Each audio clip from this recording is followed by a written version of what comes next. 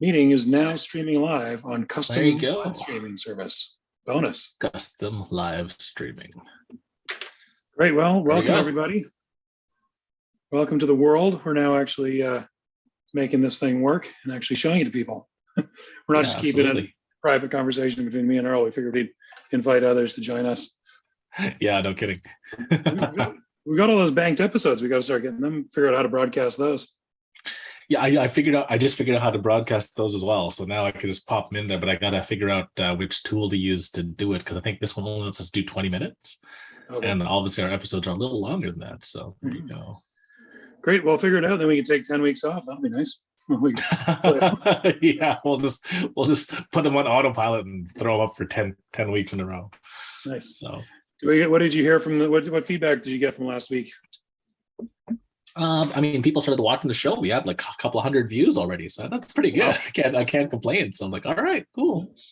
So between the two episodes we pushed to Facebook and the one episode we pushed to LinkedIn, I think we're at 300, 400 views. So it's not bad. Yeah, not bad for our little fly-by-night operation here. Yeah, our uber professional, streamlined production here.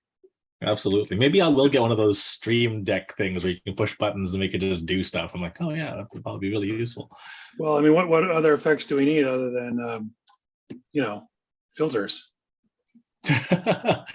Well, to be able to imagine we can push a button and there you go, you put yourself on stage. If we can push a button and put us put our intro in without me having to splice it in every single time, that'd be useful. Yeah, the intro would be good. Oh, that's a pig. I thought that was a bat. It's a pig.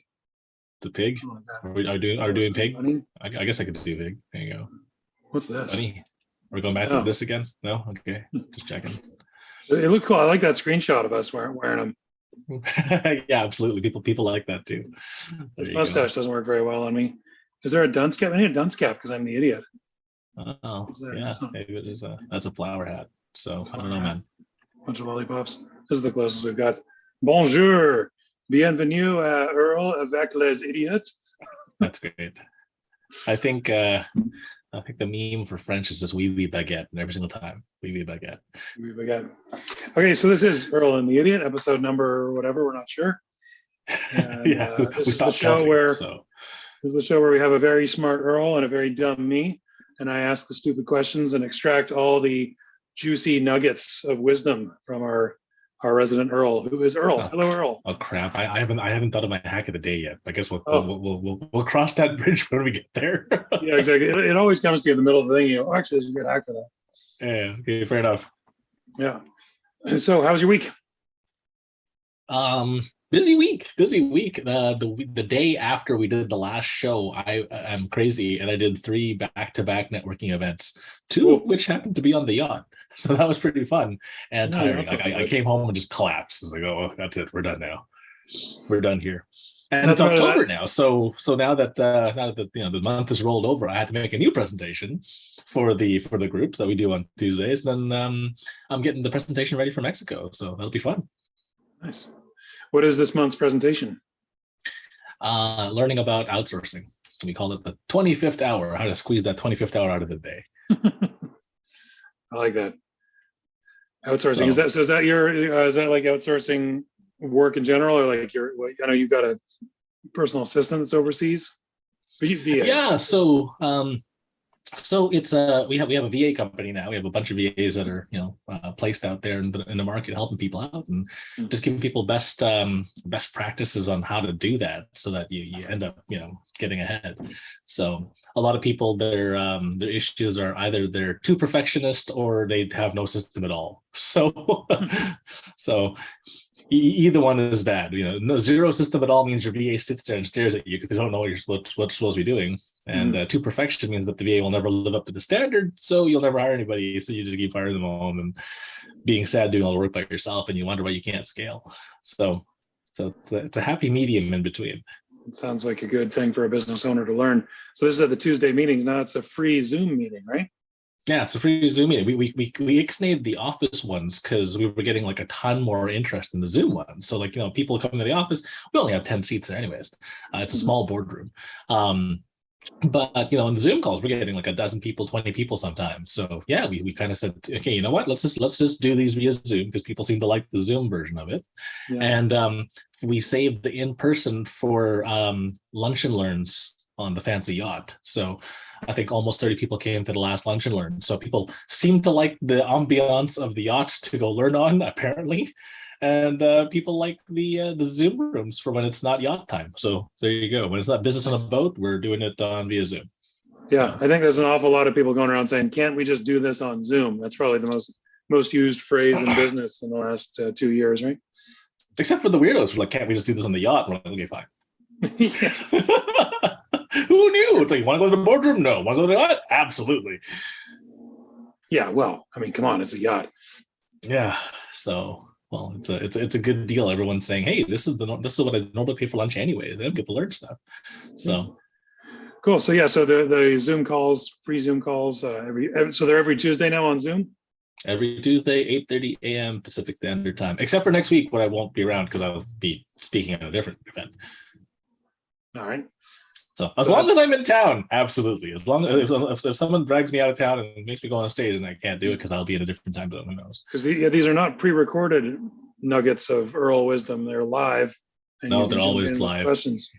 Yeah. Well, the purpose of them, yeah, the purpose, yeah, you can be a substitute idiot. I mean, and ask your own damn questions.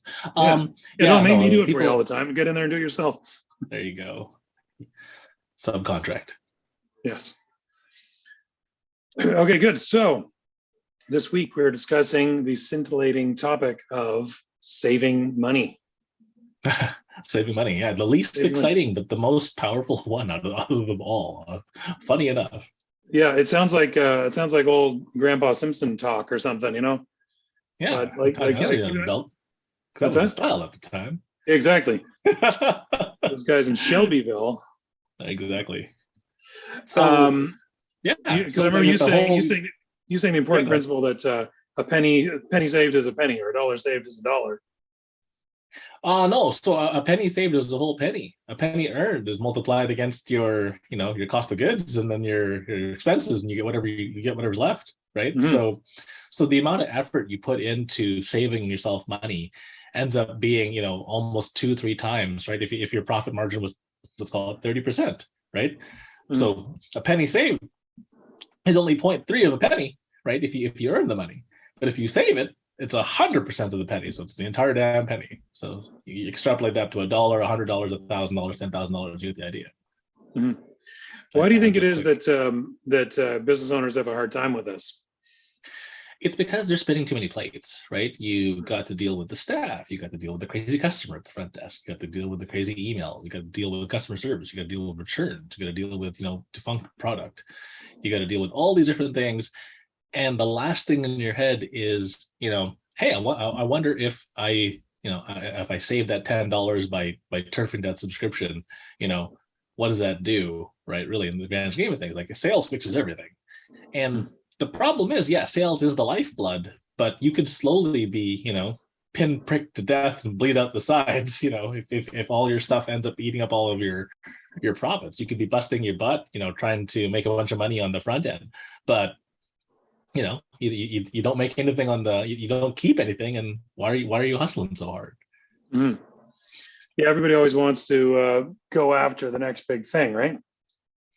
Well, I had a buddy who was doing a few $1 million in revenue, but he was only bringing home like 50K or something crazy like that. And for a few $1 million in revenue, you should be bringing home more than 50K. And it's not that I'm saying I'm poo-pooing the business model. It's just that it's too much risk, right? If the $1 million goes sideways or $2 million goes sideways, and all you have to show for it is $50,000, if that blows up in your face, you don't have enough left over at the end of the day to make up for any shortcomings on the other end, right? Okay, so when you start coaching a business, what's the first and most profitable or most beneficial area to start looking for money savings in? Or the first thing we do is we put on the rubber glove, and then we whip out 3 months worth of visa statements, typically 3 months. And And the reason why I say 3 months is because it depends on how they do stuff. Now, if we have the time, we go through like 6 months or a year, right? But what'll happen is that you'll get 80 to 90% of it with 3 months, right? Because some stuff you pay quarterly, right? So we look at 3 months of statements, and we just look at patterns. We just look at spending patterns. We look at, are there places where they could have been a little more optimal in the way they position themselves for stuff, right? So here's an example. One of my clients runs multiple locations in her industry, okay? And all of her locations are drivable within each location. Like, it's not that far away from each other, like city-wise, right? So maybe it's a 50-minute drive. But she was ordering as if each location was its own separate entity, right? Instead of, so what we ended up doing was I took a look at her statements. I'm like, well, why are you ordering these things separately at different times, at different blah, blah, blah. And she's like, well, because each one should be able to stand on its own. I'm like, yeah, but together, right, you get volume discounts. And because your locations are only a 15-20-minute drive away from each other, save a whole butt ton of money by ordering all together all at once. So I asked a couple of questions. Number one, what's the shelf life of this stuff? How long can this stuff sit on the shelf? The answer was 2 years for the product that she was moving. 2 years, 2 year shelf life. Awesome. How often do you order? A couple times a year. I'm like, yeah, but why?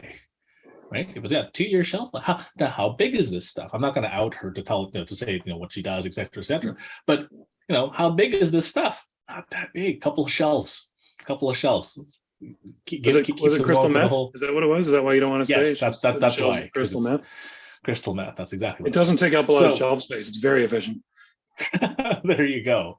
Right. It's not that heavy. You can truck it back and forth. 20 minutes, no problem. Right? Yeah. What is the shelf life of crystal meth anyway? Make some fresh crystal meth. How long does that last? Don't know. They don't sell it with an expiry date on it, like when you buy it from the store. It depends on how you cut it, I believe. Anyway, okay. So ask the chemist. We'll bring on, ask, we'll start a sub show called Earl and the Chemist, and we'll figure out, hey, chemist, how long does this stuff last? Earl and Walter White. There you go. But so we asked this a bunch of questions. Like, how long? There's your Walter White hat. Excellent. I'm not gonna go. I have a hat, so I got my Deadpool hat, which I like. So, but yeah. So in terms of finding the money, like one of the things was, why are you buying these things separately? Why don't you just pull the 800-pound gorilla technique, bind them all together, buy it in one big fell swoop, and get the deal of your dreams so that you get a better deal? Turns out we ended up saving like almost 70 grand just by doing that. Wow. Just inventory, right? So something as simple as that reduced her cost of goods by a good chunk of money, right? I found my entire fee for the entire year in one fell swoop, right? And then some, and she was ahead, and I'm free essentially for the rest of the year. Right? So there's a lot of things that people screw up. Like for example, softwares. You go, hey, that's a great software. You buy it, you use it, you forget about it 3 months later. 6 years later, you're still paying for the piece of software you never use anymore. Right? This was a great idea a million years ago. And the software may or not be relevant now. You may or may not use it at all. Even if you do use it, is it doing what it's supposed to be doing? Is it filling the function it's supposed to do? If the answer is no for all of these things, cut hard and cut fast. Right. So that's the one thing, that's wastage. There was a few magazine subscriptions, right, for other clients that they had for like ages ago that they didn't even realize that they were still getting, So unless you have a physical location with magazines in the waiting area, who cares? Right? Like, oh yeah, I guess we never read those anymore. They just kind of come here, we sit there, they stare at us for 6 months, and we put them in the recycling afterwards. Well, that's good, right? So what's wasted on your stuff. And then when was the last time you negotiated with all of your vendors, period? Right? And the answer is the 12th of never. So because no one ever does this. Everyone is too busy servicing customers, trying to bring in new customers, but not trying to keep the money from spilling out the sides. So one customer, there was one customer, he had a warehouse, and this was during the pandemic. We're like, hey, we've been your customer for 12 years. We're having a bit of a rough go at it. We might have to let go of some staff. We might actually have to give up the whole ghost and let the entire thing go. What would help us a whole bunch would be if you can sharpen your pencil and give us a bit of a deal on the rent here, because we're suffering through this, right? And we've never been late. We always paid on time. What do you think? You think you can give us a hand? Man, the rent dropped 20%. Wow, 20%. 20% drop in rent, So they wanted to keep them there. They didn't want to keep it abandoned because who knows how long that place is going to be abandoned in that time frame, right? Yeah. So like, you know what? We have a live customer. They're still here. 20% less is better than zero, right? And just ask, right? Like if you've never switched your cell phone plan, that's the whole, special experience unto itself, right? But they bring in the retention crew, and the retention crew gives you better deals for not leaving than for for sticking around to be a customer, right? Like, why don't they just give you these deals so that you stick around? Well, yeah, retention crew, right? So you know what I'm going to do? I'm going to go try this at the gas station. You're going to ask the guy, hey, can I get a break on the crazy gas prices? Yeah, but look, I've been buying gas from you my entire adult life ever since I owned a vehicle. And, times are hard. And, if you want me to, I might have to close down my automobile and you'll lose all my business. So maybe just give me 20% discount on the gas so I can keep buying gas from you. Well, to actually pull it off, it's not that hard. There's groups, there's buyer groups you can join that give you a gas card that'll give you a bunch of money off of the gas, like 10, 20, 30 cents off. Get out of here. Is this our hack of the week? What are you talking about? There's a bunch of buyer groups. So when you join a buyer group, you belong to this club essentially. So I'll give you an example. There's a buyer group. It's a networking group. It's the networking group we use for the frigging boat. It's called WRN, World Referral Network. Okay, so WRN is a buying group.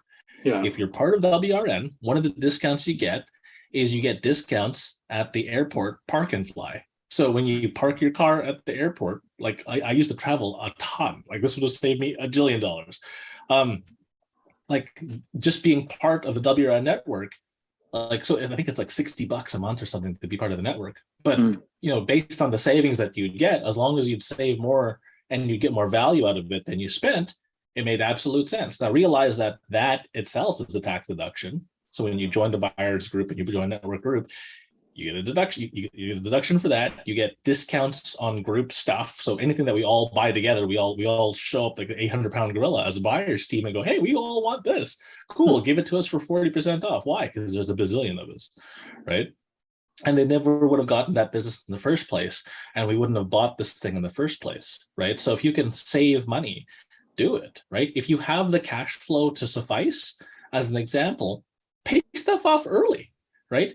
I don't know if you've ever seen it, just on every website for every tool in the universe. It's like, if you pay monthly, it's this price. If you pay annually, it's this price. Yeah. You get a free month or two. So there's a million little things that you can do to save money and grow the business that way.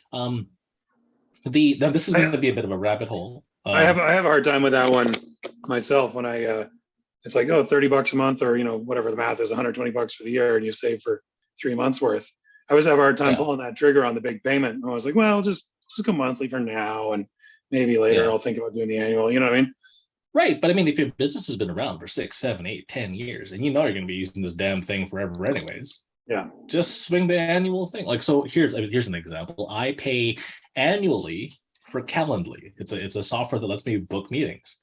I pay annually for Dropbox. Why? I need that. I need to be able to move big ass files back and forth and share it with people and be able to access it from all of my machines. It's wonderful. So for $250 or whatever I pay a year, worth every penny. I don't have to bring, one of those thumb drives everywhere I go. I just go, oop, Dropbox, boop, and it's over, right? So, it depends on how much it'll save you. I mean, because I used to lose those stupid thumb drives all the time, right? And, those things are like $40 a pop. I lost more than 10 of them easily. That's $400, right? You go, Earl, but you have to pay Dropbox every year. Yeah, but I can't lose Dropbox. So I can't lose the damn thing. The files are right there. Right click, share, boom. I don't have to, hey, catch this thumb drive. Right? Yeah. So I mean, in terms of like savings and whatnot, like annual payments are out there. Now to the rabbit hole, and I don't know if you want to explore this or not, but it gets pretty deep. We got time to fill. Let's go. So there's a thing called barter and trade. Yeah. Barter and trade. And in any given town that has a decent sized enough population, you're gonna find a barter and trade group that will allow you to literally barter and trade for these. It's a thing called a barter dollar. It's in the US, it's in Canada, it's in the UK, it's all across the world. I've seen them everywhere. I've seen them in Thailand, right? And these barter dollars essentially are attached to the local currency of wherever you happen to live. And there's places out there that would totally trade stuff for stuff, right? Mm-hmm. So when you trade something, you're trading it at fair market value, or whatever retail value that thing would be. Mm-hmm. Okay. So let's pretend I am trading, here you go, this cup of coffee. Okay. All right. So this thing costs $5, right? That's retail. So everyone knows these cups of coffee cost $5. How much does it actually cost them to make these things? 3 cents worth of beans and water, something crazy like that, a little bit of sugar, right? So because their margins are crazy, when they trade stuff on barter, yeah, they're trading X number of cups of coffee that we all agree, we all agree to pay for $5 for this damn crazy coffee, but it only costs you cents to make, right?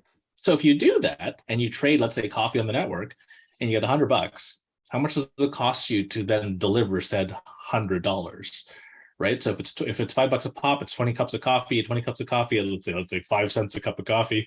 Right. There's $1, but you get $100 worth of stuff. Now, what can you trade it for on the network? It depends who else is part of the network. But if there's a restaurant on the network, you can trade that for spaghetti, right, or whatever else you want. If there's a gas station on the network, sometimes the gas station allows you to pay for this stuff in trade and barter. Right. There's event spaces. There is hockey tickets. There's event tickets. There are I've seen people buy art. I've seen people buy jewelry with this. I've seen people literally buy anything that anybody else would offer a trade or barter deal for. Right. And so there's a lot of ways that you can save your company a bunch of money just by doing tradesies. Right. So if your widget costs, $100, but it sells for $100, but only costs you $10 to make it in parts and labor, right? Trades make a whole bunch of sense. And what are these trade networks called? Like, what's the one in Vancouver called? Or are there a few? Or there's a couple in Vancouver. One of them is called First Canadian Barter. Yeah, First Canadian Barter is one of them. The other one's called Trade Exchange Canada. Now that this is in Vancouver, there's a different one in Calgary. There's a different one in Edmonton. There's a different one in Toronto. There's a different one, blah, blah, blah. There's a different one in Thailand. There's a different one in the States. And depends, like there's some of these become associations of associations. And then you can even trade the barter dollars and trade dollars within these associations. So if you're part of, for example, Trade Exchange Canada, there's a sister company in Thailand that are part of the same network of networks. And you can use it to buy yourself a Mai Tai in Thailand. Wow. I bet your Canadian trade dollar goes further in Thailand, doesn't it? Absolutely. Just like a normal Canadian dollar goes here, right? So in those trade and exchange networks, if I were to put up, let's call it $1,000 or $10,000 worth of product, and that product only cost me $1,000, I'm paying pennies on the dollar for the trade exchange, right? So let's say I need business cards, or I want to treat my staff to a day at the spa, massages for everybody, cool. Awesome. Well, there you go. That's how you do it. If you can do that, number one, you get that employee retention, right? So number one, you're saving money because people aren't leaving because they like you and they want to keep working with you because there's a good community, there's a good rapport between you, and they get to go to the spa or pizza and beer, whatever floats your boat. Like you just make them happy, right? We did this with golf passes once for our guys. So people who really like golf, we said, okay, well, pick a foursome of employees, cool. And then we buy them foursome tickets for rounds of golf. We do it on trade. It would cost us 10 cents on the dollar. Is it worth it for us? Absolutely. Did the employees like it? Yeah, of course they did. Right. So again, it just depends on how you utilize it. But if you can utilize that power, you get a bit of a compounding effect. Okay. And what happens is that you can also use it as a crazy marketing engine. So there was a guy who washed windows, who was part of the trade network. I've done that. Yep. Yeah. So he washed windows, and washing windows is scary work. Like you're up and down a crazy building. You get this thing on you, et cetera, et cetera. I had this traumatic experience of some guy who didn't put the seatbelt on, and he fell, and he did not make it. So how did you experience that? I was across the street. Oh. Yeah, so window dude was there. We looked back. He's not there. He's on the ground. I was like, "Ooh, that's not good." Oh, God, yeah. I had a lot of friends who did window cleaning. I could tell you some stories, but we'll get off track. Yeah, well, he didn't put the harness on. But anyway, so what happened was there was this dude, not the guy who fell. This dude who was on the trade network did a couple of the buildings downtown that were also part of the trade network. And so what happens is, because he did some of these buildings on trade, the other buildings saw who he was, and they're like, hey, if he's doing that for, the Hyatt or the Hilton or whatever, if he's good enough for them, he's good enough for us. Cool. Maybe we should hire him. And of course, nobody knows whether you did it on trade or proper cash or credit. No one knows. Right. So they go, okay, great. And so what he did was he did it on trade. He used the money to then buy radio ads and buy business cards and buy placements in the paper. So because that was going to be my next question, because you're talking about sort of periphery stuff, but you can actually use the trade network for like just business expenses that you would be paying cash for anyway. People use it for bookkeeping. People use it for accounting. People use it to be on the front of a magazine. People use it for, again, radio and TV ads. So there's a lot of different things that you can use these things for, right? Mm-hmm. Now, trade is also a good saving grace for a bunch of stuff. So if I use it for the other side of the equation for saving money, okay, I have a bunch of stuff that's about to go expire, right? We just talked about having a product, not crystal meth, but something else, on the shelf for 2 years, right? So it's been, a year and 6 months. Hey, this stuff's coming up for usage. We either we use it or we lose it. So either we use it and we get it, or it's just gone, right? Because that's just breakage, right? Well, you slap that stuff on the trade network for a really awesome deal. You're still making double, triple your money on the trade network and getting the value out of it that you would have had to pay full swing for anyway, right? So there's a lot of different ways by which to save companies money, and there's creative strategies. I mean, here we have a billionaire, Pattison, right? And through Jimmy's group, he actually has entire departments built around this structure. So he's got a barter department that will do tradesies between those things. And here's the thing, right? So something that I wanted to call it the tradesies department. The tradesies department. Tradesies. So there's the official, and you have to pinky swear and to say tradesies. Yeah. Right. Pinky No backsies. Yeah. No backsies. No backsies. Tradesies. No backsies. So, but I mean, like, he really has an entire department dedicated to this, because it literally saves a business so much money. It's crazy. Yeah. So, anytime where you have something that's going to expire or basically lose its value at 100%. So here's an example of that: a magazine ad, right? Okay. The magazine has to have X number of ads because that's how many pages they literally have printed, right? So if nobody buys that particular ad, whether it's a quarter page, a half page, a full page, an eighth of page, whatever it is, if nobody buys it, they just have to fill it with something and then just eat it, right? Yeah. So if they do a tradesies, there you go, tradesies, no backsies. Yeah. They get something out of it at least, and it's not a zero. The same thing could be said for like a billboard, right? A billboard that's completely unused, guess what? 100% useless. Right. You trade it for half, hey, you still got half, right? So when you're looking at something that's about to go bad, that's one way to do it. The other thing is that when you've got economies of scale, like a classroom. So I introduced this to a couple of post-secondary education places, right? They're paying the professor. Like, I was a professor. I was teaching at one of these. I was an adjunct professor at a bunch of places teaching marketing. Cool. Well, there's 30 seats in that room. Well, there's only 27 students registered. What are we doing with the 3 extra seats? Nothing. Guess what? Yeah. Stick it on the damn network. Why? You're paying me already anyways. I'm already going to be in front of the room. I'm already teaching. It doesn't cost me anything net. I mean, what does it cost more of? Like 3 more workbooks to print off the printer in the back. Big whoop. Yeah. Right? A little more gas in the heater to warm the 3 extra seats or whatever. Well, exactly. And I mean, hell, the people who sit in those extra seats will help warm the room. So, and let's say the course is $3,000 a pop, they would have walked away from $9,000 or given away $9,000 within trade, and then gotten some valuation of something else in return, right? So there's a bunch of ways to look at this thing, and these networks are super powerful methodologies by which to save companies a ton of money. So, you should be doing an audit on your visa statements. You should be auditing the damn visa statement itself. Like, what are the fees you're paying when you pay your merchant processing, right? To be able to take Visa, MasterCard, Amex, et cetera, they charge you a bunch of fees. Do you know what your fees are? Are your fees even fair? Right? I don't know if you know this, but there's law that states that if I come in, so let's pretend that you're my piano teacher, okay? And I have to go visit you every week. And so the very first time, yes, I mean, well, otherwise, I'm Asian. They beat me if I don't. Yeah, exactly. I got the ruler out. That's right. How am I doing? So, am I nailing the piano teacher thing? Is that how there it is? you go. Absolutely. So you got to be super stern. Play harder. Okay. Yeah. So on the piano teacher side, the first time you swipe my card, right? It's the most riskiest time because we've never interacted before in our lives, right?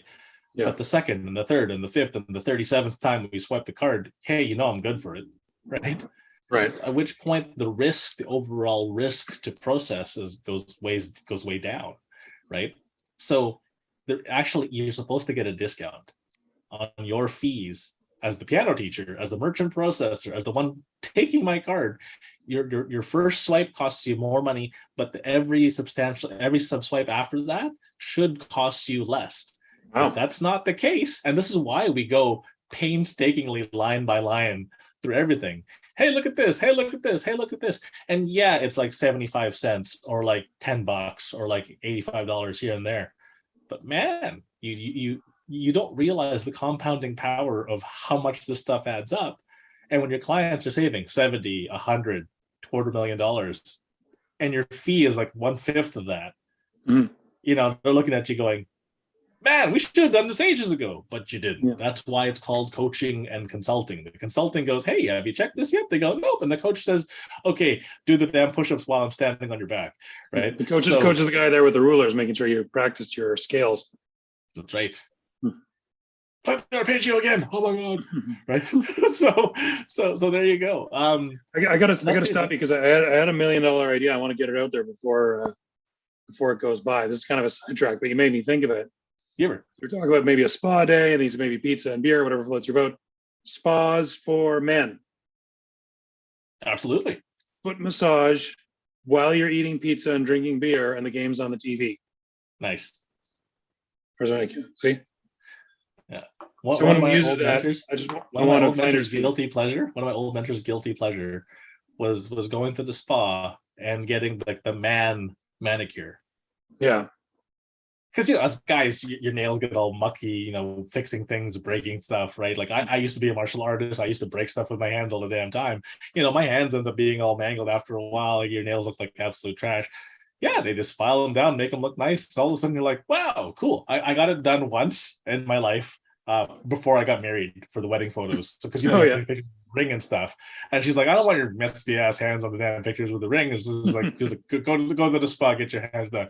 What? Point. Guys can do that? Is that okay? And then yeah. So one of my mentors sneaks off and does this at least once a month. I want to go to a spa where you get to eat a big plate of ribs. Right. In the chair, someone's giving you a foot massage, eat the ribs. And then when you're done eating the ribs, you just put your hands out like that and then someone comes and cleans them off for you. You know what I mean? That would be the ultimate luxury right there. Well, we'll call the spa the man cave. We'll talk off the air. Yeah, there you go. $1 million idea. Absolutely. Franchise rights for sale. Yeah. So, but if we buy enough man caves and we work them all together, then we'll get a discount if we buy the ribs, right? Get a discount on ribs. Get a sweet deal on ribs. I'll be sneaking some of those out the back door for my own kitchen. Absolutely. So what about some more boring stuff? Something a little more prosaic. I like that word. A little more prosaic, a little more quotidian. Aren't those good words? Prosaic and quotidian both mean like boring and ordinary. Right. Isn't that great? But it's like the most, you'd think that the quotidian, that's the least boring word. Exactly. I love it. Right. My other favorite excessive word is persiflage. Persiflage. That means like boring filler talk. Wow. Isn't that great? I'm tired of listening to this persiflage. We use a lot of persiflage sometimes. Exactly. That's what this episode could be just called. This whole show could just be called persiflage. Earl and the persiflage. It's like the Friends episode, the one with the persiflage. Exactly. But yeah, so the boring stuff like payroll. You know what I mean? Like, Yeah. are there any hacks on that, or is it just like? Yeah, absolutely. So here's a crazy hack: switch your damn payment processors. There's certain payment processors that allow you to get payroll almost immediately. So here's an example: if you work in the services industry, right, and your guys get tips, you can make it. There's groups out there, and I can make introductions. There's groups out there that are like nationwide, North American wide, worldwide, that can get you your tips paid same day. So let's say you work on a Friday and you're opening, right? So your opening shift, you're there from like 6 a.m. till whatever, right? Opening shift at a restaurant. You get a bunch of tips along the way. Now it's Friday night. You want to go out and party with your friends, but your tips don't get processed until the next pay system. Not so much, right? So I mean, using the right payment gateway, using the right payment system, you can pump out your own cards. You actually have your own, card that you can use and pay your staff right away. Put it on their card. You're not going to just blow it on drinks and a good time on Friday anyways, right? So you put it on their card immediately. They get access to their tips right away, and there's some magic for you, right? Like people really appreciate that. So that speed to being able to use that, number one, it's a retention technique for keeping employees, right? I mean, there's no point keeping it on the books and having to move it around. Just give it to the people, right? Take the tips, split it out. There's always going to be percentages that the tips are split out anyways. The kitchen gets X, the server team gets Y, blah, blah, blah. And off the races you go. And you just rock it out that way. So that saves you time, money, and energy for having to figure out, hey, what are the splits? You just reprogram them in, dump them on your employee's card. You're the card issuer, so you can put money on there, no problem. And everybody's super happy with you, and they can use their tips right then and there, right? Now that's not the best of financial advice for the people who are using the tip money right the hell now. I mean, you probably say something. But from my non-financial planner hat, and it's the Party Friday hat, going on. It is Deadpool after all, right? So it's unicorn time. So if that's the case, then at least you have access to the money immediately. You have access to the money faster, right? And saves you time, saves you money, keeps your employees happy. So there's just a million and one of these boring ass hacks, essentially, right? That you can just take a look through. Like, I don't know if you know this, but you can buy insurance, like life insurance, through your company and use that as a tax haven to save tax on your company. Right? I'm too much of an idiot to understand that, but I'll take your word for it. There's a million structures that you can do. So people might have heard of the term infinite banking, right? So where you can borrow money against your own policy and use it against yourself and blah, blah, blah, blah. Guess what? Your company can do it too. And your company can do it on you, right? So you get a bunch of extra insurance. So let's pretend that you're super important at your company. It's called Key Man Insurance. I don't have to pretend. You go. Well, Key Man Insurance, if your company would be completely decimated and destroyed without you, and it's a big enough company, they should probably pay for this thing called Key Man Insurance. Why? Because you're the key man, right?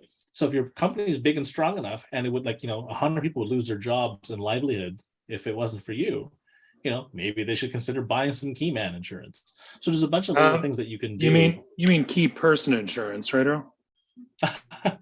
Well, that was the old term for it. I guess maybe they have upgraded it to key person insurance, but yes. On the form, I remember actually saying Key Man Insurance. Wow! So there you go. Well, we don't want to be giving into the patriarchy, of course. Absolutely.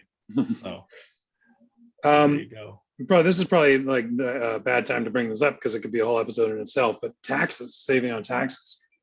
Absolutely. So tax. People don't realize that tax is the single most biggest bill that you pay in your entire life. They go, no, it's not. The houses, your houses. I'm like, no, it's not. No. Not even close. How much of the cost of your house was taxes, for God's sake? Property taxes. Exactly. But the problem is that people don't realize that there's tax on taxes. They're not supposed to do that, but they tax it anyways, right? So because there's tax on tax on tax, right? I feel like Dr. Seuss and the one Fox and Socks book, but because there's one tax, two tax, red tax, blue tax, something like that. Oh God, that sounds terrible. Red tax, blue tax, depending on who you vote for. So there you go. But I mean, like, tax is the single biggest bill that you pay, whether it's through your corporation, whether it's through you, whether it's through you personally, right? And if you're not looking at alleviating tax, I mean, that is the single biggest expense in your entire life, right? So think about it. Like, you get paid, but there's withholding tax. So here's your money, but we didn't give you all of it. Some of it was taxed. And then you go out and let's say you buy some chocolate, right? So here's my M&Ms, here's my guilty pleasure. Okay, cool. Well, there's tax on that too, right? And then because I eat too much of this crap, I got diabetes. Okay, now I gotta go buy medicine. Hey, guess what? There's tax on the medicine. Hey, guess what? There's tax to be able to enjoy the medical program that we currently have. Well, guess what? You're gonna get taxed on tax on tax on tax. And if you don't realize that, that's how they get you, right? So Jimmy, just where you and I live here, there's 200 plus different taxes. Like, people just don't know this, right? So, you know, not to get political, but I really it really drives me up the wall when the government, people in the government say, you know, this our system is not equitable. You see these guys over here, these guys are rich, and you're not rich, and you see that's not fair. And I always stop and I think, you know, those rich guys haven't taken any money out of my pocket that I didn't voluntarily give to them because they were providing me with a service. Or when I worked in roofing sales, I was like, the rich guys were great. They'd buy $70,000 roofs instead of $6,000 roofs. They gave me lots of money. You know, who took a lot of money out of my pocket was the government. Right. The guy I who's have blaming this the rich awesome guy. T-shirt. It says, "Don't steal. The government hates competition." Love it. Yeah, exactly. Absolutely. Right. So that being said, I mean, tax is the number one thing that really takes that erodes your financial well-being, right? So if you're not figuring out ways to save money on tax, then you should be, right? And so it's worth paying the extra for a good accountant that finds all the right loopholes, right? Absolutely. Here's the hilarious thing. What if you did part of that on trade? Tradesies, no backsies, right? Yeah. What if you got here's your hack. Here's your hack. So there's a beautiful. Yeah, we're just at that time, so let's have the hack. Everybody should have two accountants. One accountant that files. Yep, one accountant that files, and one accountant that you go to for advice. I'm intrigued. Say more. Keep saying words. Well, if you look at the designation of accountant, it's in our area of the woods, it's CFA, CA, right? So chartered accountant, et cetera, et cetera. So, but the CRA, the kind of the revenue agency, are the guys who bill us for all this stuff, and they have to, essentially work for the CRA to do the filing in a compliant manner. But there's more than one way to skin a cat, right? So, for example, if anyone were to bother reading the Tax Act here in Canada, there's two ways to file your taxes based on how much you use office space within your home. So, as an example, my recording studio where I do all this work takes up a bunch of space in my home, right? And what I did was to save an extra couple $1,000s a year. All I did was I picked up my computer and I moved it to my living room. Right. And if you go to my living room right this minute, you'll see there's a big computer system right there with a bunch of lights and cameras and whatever else we're good to go. So when we film these things, in that locale, I am using it for business. So because I'm using a portion of that space for business, I'm allowed to deduct a portion of my mortgage or rent or whatever as the deduction. Well, guess what? That saves a bunch of money, right, on tax.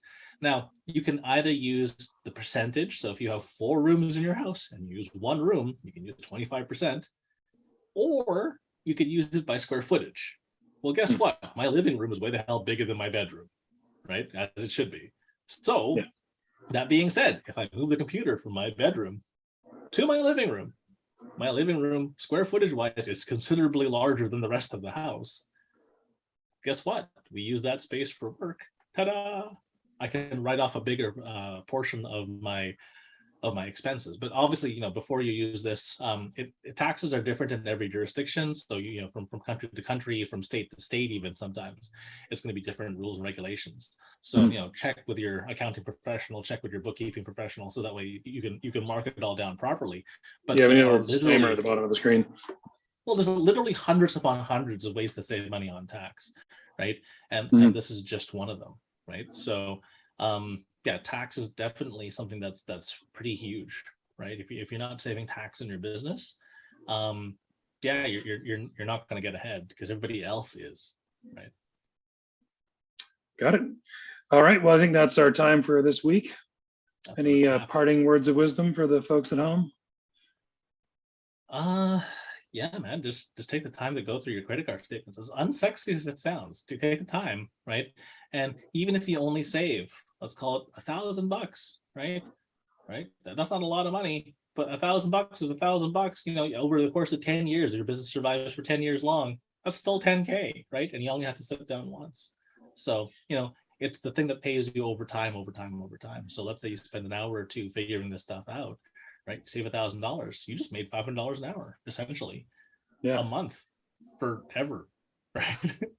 I always like to think when I think of saving money, like I think of $300 or $200 or whatever. I go, you know, that's what I'd spend. That's what I'd spend on Christmas presents at the end of the year. So at the end of the year, I get to give presents to people I love for free. Absolutely. Yeah. Or like, you know, you take the significant other out on a nice date, a nice dinner, like, you know, there's another 150, 200, $300 depending on where you go, right? So these savings add up to other life experiences you wouldn't have otherwise had the means to afford, right? Is this one extra dinner, that's one extra memory, and that's one extra piece added to your life that you wouldn't have had otherwise, right? There's a funny ass meme that says you can totally travel, right? If you just made a sandwich every day for lunch, right, you know, and saved yourself, you know, $10 every day for lunch over time, over a couple of months, that's like 900 to $1,200. It's not that you can't afford to travel, it's just you don't want to make sandwiches, right? So I mean, I'm not saying completely sacrifice everything for the sake of the almighty dollar, but just, you know, do a check and balance between, you know, saving time and money, and then taking that, because all money is, and there's a weird thing on this, is basically a stored happiness that you can use for later, right? Yeah. Right. So, you know, if you're going to save $300, $500, $1,000, there's some stored happiness that you can use to go to Disneyland or whatever floats your boat, right, and make you happy. So there you go. Go get happy. Save money, get happy.